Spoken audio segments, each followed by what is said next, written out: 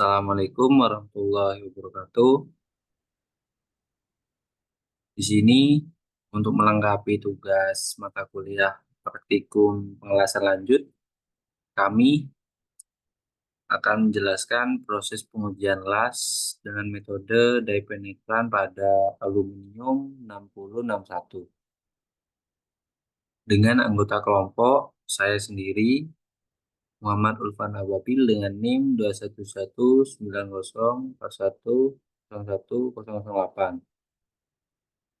Dengan partner saya yaitu Azam Dava Tabarani 21190410102 dan yang terakhir ada Wijang Swastika Firmansyah dengan NIM 2119041010115.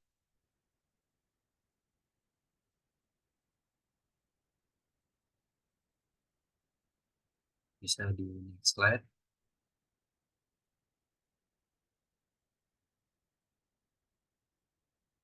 Berikut ada beberapa langkah umum dan metode yang sering digunakan dalam pengujian las. Yang pertama ada inspeksi visual atau visual inspection, yang mana pada pengujian ini kita melihat secara langsung hasil lasan. Yang kedua ada uji non-destruktif testing atau disingkat NDT.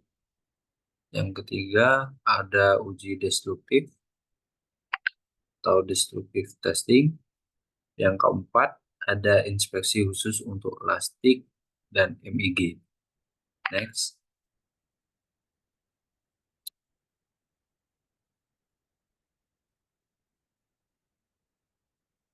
Untuk inspeksi visual atau visual inspection, yang pertama kita harus mempersiapkan permukaan, di mana kita harus memeriksa kebersihan permukaan sebelum pengelasan dan memastikan tidak ada kontaminasi seperti minyak, debu, atau karat.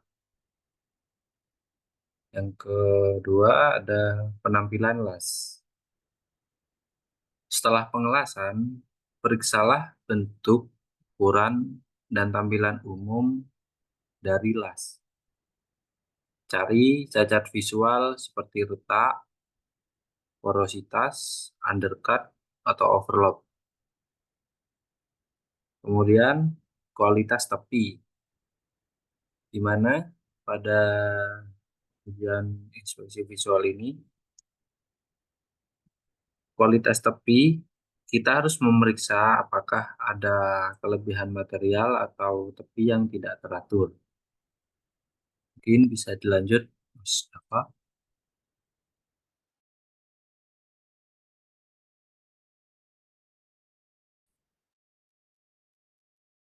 Uji non-destruktif.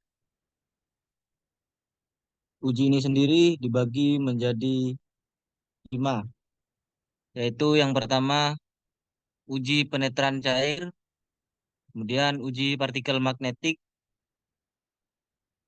lalu uji ultrasonik, uji radiografi, dan uji eddy current.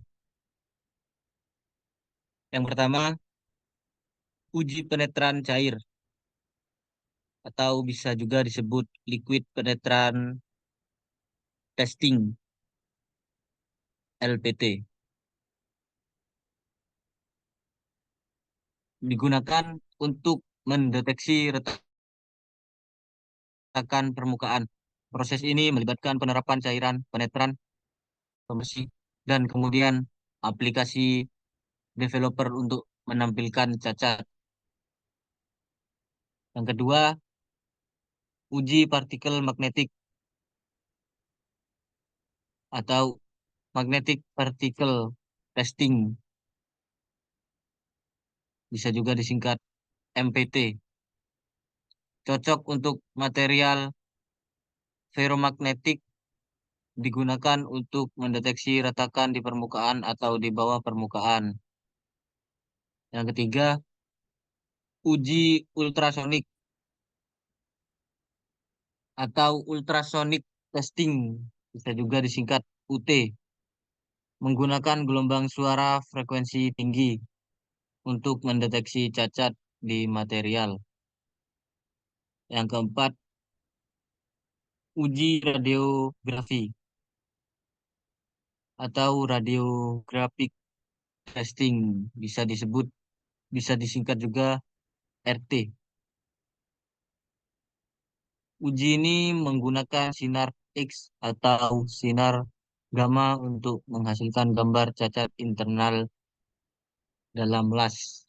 Yang kelima dan yang terakhir yaitu uji eddy Current, digunakan untuk mendeteksi cacat permukaan dan dekat permukaan pada material konduktif.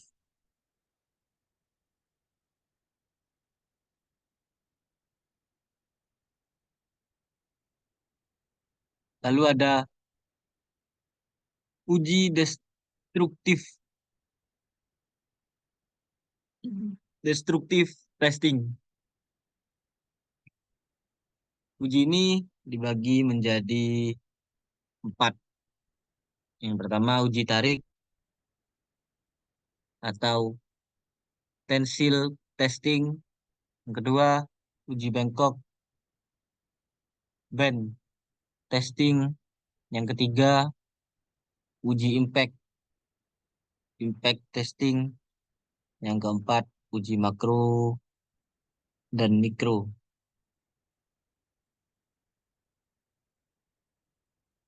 Yang pertama uji tarik atau tensile testing, yaitu menentukan kekuatan tarik material yang dilas. Spesimen ditarik hingga putus untuk mengukur kekuatan maksimum. Yang kedua, uji bengkok atau bend testing. Uji ini digunakan untuk mengukur kemampuan lasan untuk menahan deformasi plastis. Spesimen dibengkokkan hingga membentuk sudut tertentu. Yang ketiga, uji impact testing. Uji ini digunakan untuk menilai ketahanan terhadap beban kejut. Umumnya dilakukan dengan metode Kerpi atau IZOT.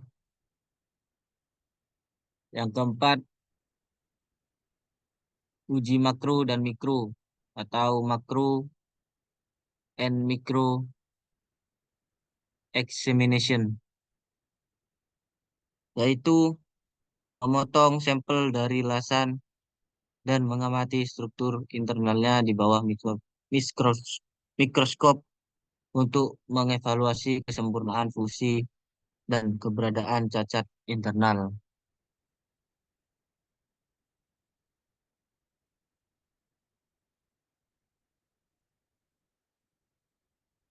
Inspeksi khusus untuk las TIG dan MIG.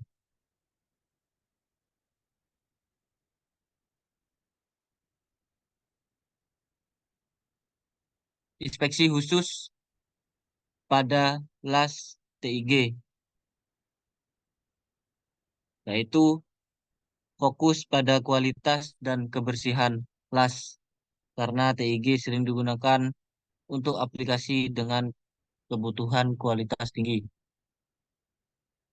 Inspeksi biasanya lebih ketat karena TIG sering digunakan untuk material tipis atau dengan toleransi cacat rendah. Lalu inspeksi khusus untuk las TIG, maaf MIG.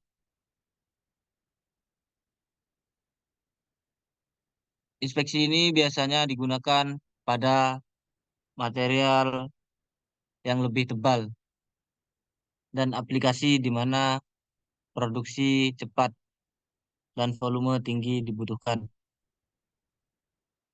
Inspeksi lebih menekankan pada deteksi porositas dan penetrasi yang konsisten. Bisa dilanjut.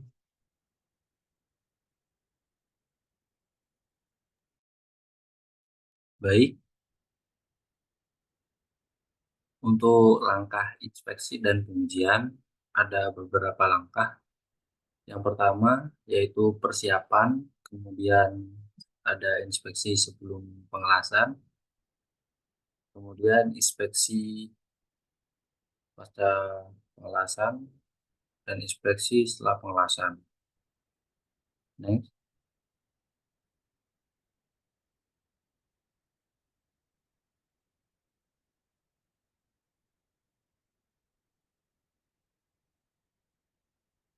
Yang pertama ada persiapan.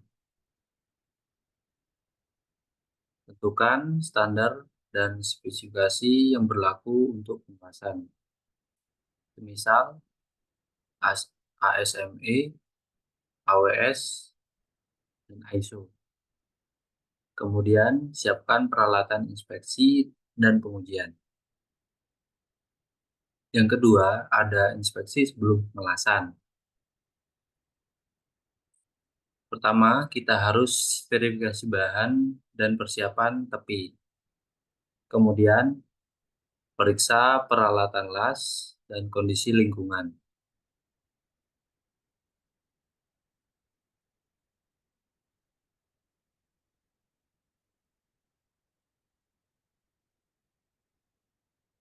Untuk yang ketiga, ada inspeksi selama pengelasan. Pada inspeksi selama pengelasan, kita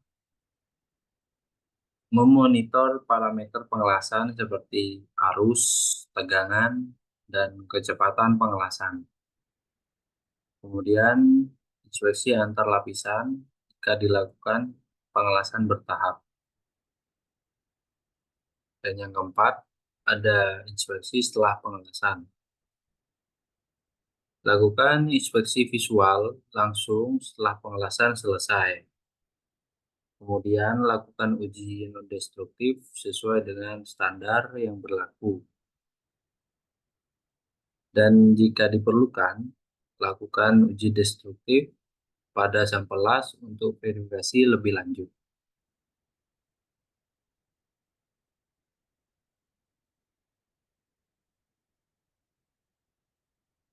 Mungkin dari pemaparan materi yang bisa kami sampaikan hanya itu.